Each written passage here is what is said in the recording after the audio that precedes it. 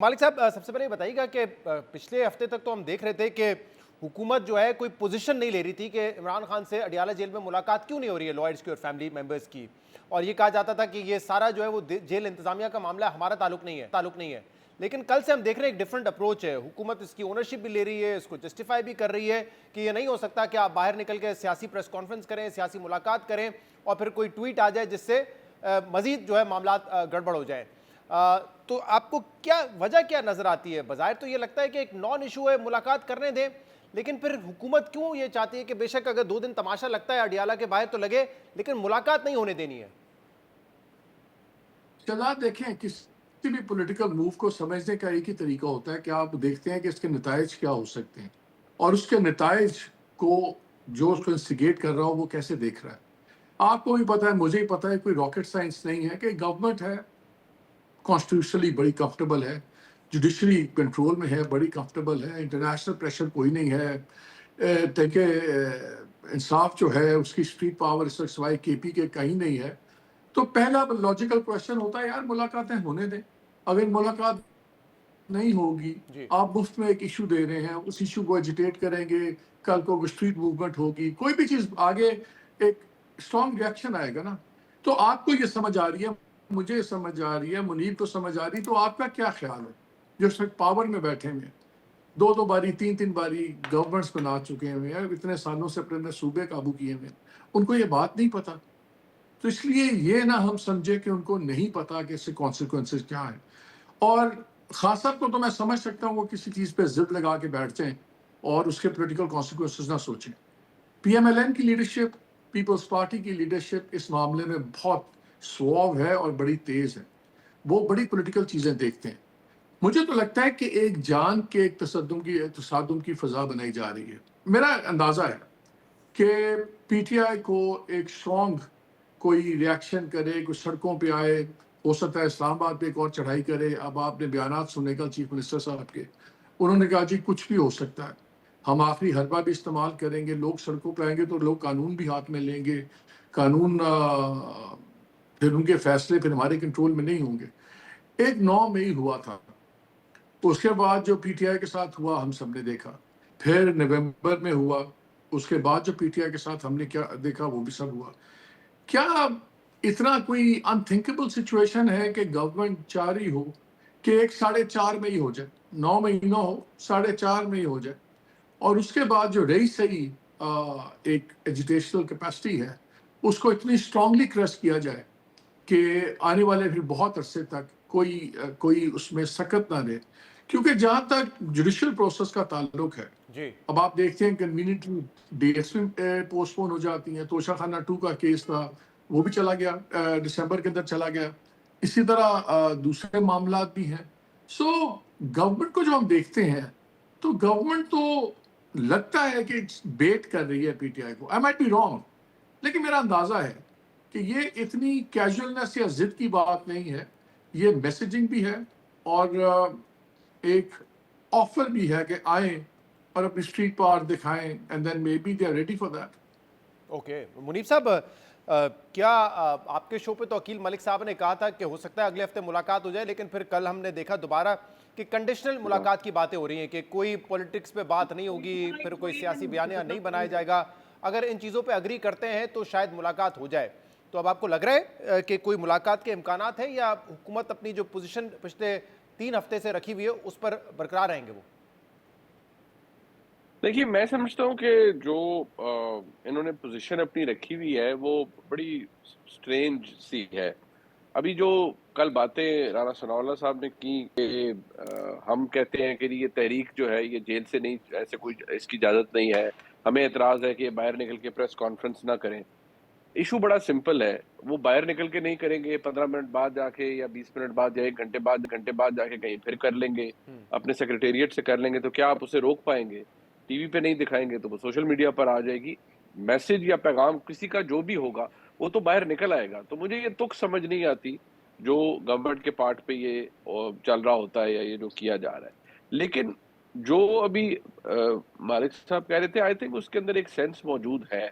वो इसलिए कि आप अगर इस बात को गौर करें तो एक सिचुएशन तो ऐसी पैदा हो रही है जहां पर पाकिस्तान तहरीक इंसाफ के लिए जगह बड़ी कम है, लिमिट बड़ी कम है, पॉलिटिकल स्पेस भी ना होने के बराबर है, और जो रिस्पॉन्स है वो बड़ा सख्त है। उसमें बड़ा हम ताज्जुब होता है कई दफा कि इतनी जो सख्ती का माहौल है या बरहमी का माहौल है उसमें कोई कमी नहीं आती, बल्कि अब तो शायद ये भी सोच लिया गया है कि अगर कोई ऐसी कोई सिचुएशन दोबारा पैदा होती है तो अब तो इतनी ज्यादा, अगर अलाउ मी टू से, कि इतनी आदत बन चुकी है या इतनी प्रैक्टिस हो गई है कि पता है कि जी स्टैंडर्ड ऑपरेटिंग प्रोसीजर क्या होगा, या इस तरह की लेकिन मुनीब हमले को या आप इस भी तरह कह रहे हैं के कि हुकूमत को बलवाई भी ये को। समझ आता है कि इमरान खान अगर मुलाकात के बाद एक पोस्ट कर दें वो इतना डैमेजिंग नहीं है, लेकिन अगर चीफ मिनिस्टर धरना दे के बैठ जाए 16 घंटे वो ज्यादा डैमेजिंग है, लेकिन उसके बावजूद वो इस ऑप्शन को चूज कर रहे हैं क्योंकि वो चाहते हैं कि पीटीआई की जो बची कुची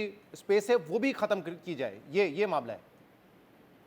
जी, मैं समझता हूँ कि अब ऑल्दो ये बड़ा हमें सोच समझ के ये बात कहनी चाहिए, लेकिन मेरे ख्याल में शायद ये सोचा जा रहा हो कि जी जो कुछ बचा है वो भी खत्म किया जाए। और अगर एक्चुअली देखा जाए तो ओरिजिनल प्लान तो यही है हुकूमत का कि जो पाकिस्तान तहरीक इंसाफ की जो बची कुची उनकी लीडरशिप है या सियासत है उसको या उसको एक कल्मिनेशन की पॉइंट की तरफ लेके बट जाया मेरा आप जाए दोनों से ही और सवाल उसे है मुनीब, खत्म क्योंकि किया आप ये जाए। बात करें, पहले आप ही जवाब दे दें कि अब 26वीं 27वीं तरमीम के बाद इस हुकूमत को कोई खतरा नहीं है, हुकूमत को डोनाल्ड ट्रंप से कोई खतरा नहीं है, हुकूमत ने एजिटेशन भी देख ली है पीटीआई की, उससे भी खतरा नहीं है, तो फिर ये क्यों नहीं चाहेंगे कि चले अगर एक नेम से एक जमहूरियत है उसमें एक ऑपोजिशन का किरदार है उसको रहने दें, क्यों ये चाहेंगे कि उसको भी खत्म कर दें? मतलब अब तो कोई खतरा नहीं है ना बाज़ाहिर इनको। पहले मुनीब आप सब जवाब दे दें। देखिए, बिल्कुल बात आपकी ठीक है, हुकूमत मजबूत है, खतरा नहीं है, लेकिन जो लोग इख्तिदार में या ताकत में होते हैं वो किसी एक जगह बैठकर उनमें वो कंप्लेसेंट कम ही होते हैं, और उनका जो अल्टीमेट गोल होता है या ऑब्जेक्टिव होता है वो हमारे और आपकी नज़र से हम नहीं देख पाते। जो मैं समझ पाया हूँ चंद चीज़ों को बड़े करीब से देखने के बाद, वो ये है कि ये 26वीं और 27वीं तरमीम ये ओरिजिनल गोल नहीं है या ओरिजिनल टारगेट नहीं है। वो तो शायद अचीव कर लिया गया है, लेकिन अभी भी बहुत कुछ है जो कि अचीव किया जाना है।